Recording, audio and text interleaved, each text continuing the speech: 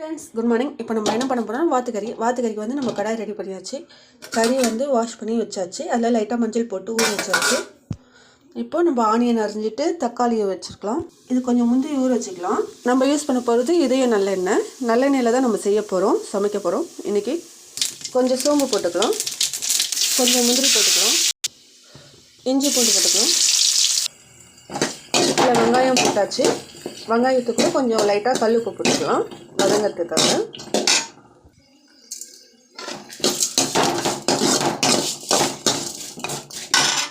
அது கூட தக்காளி போட்டு வதக்கலாம்.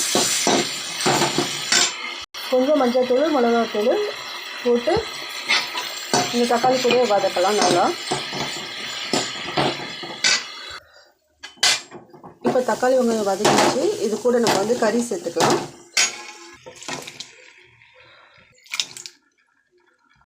தண்ணி கொஞ்சம் ஆட் பண்ணிக்கலாம். தண்ணி ஆட் பண்ணியாச்சு. இது நல்லா ஒரு கொதி வரட்டும். அதுக்குள்ளே நம்ம வந்து இதுக்கு தேவையான மசாலாவை அரைச்சிக்கலாம்.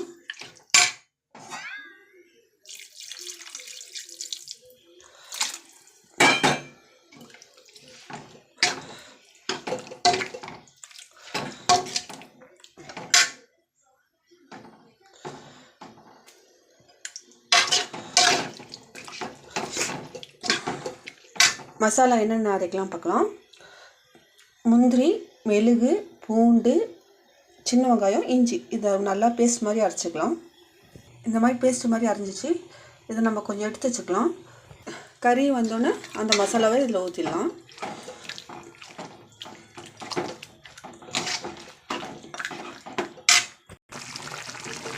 குழம்பு நல்லா இப்படி வந்துடுச்சு. இது இன்னும் நல்லா வேகணும்.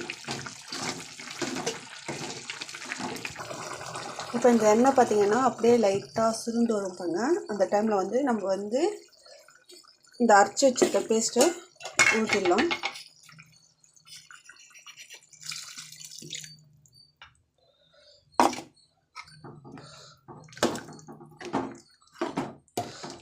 அது லைட்டாக கலரும் மாறும், நல்லா கிரேவி மாதிரி இருக்கும்.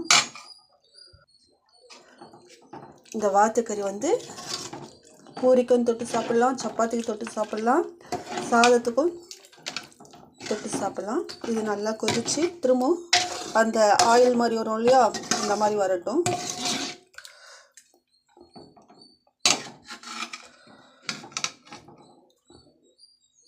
அதான் எண்ணெய் சேர்ந்து வச்சு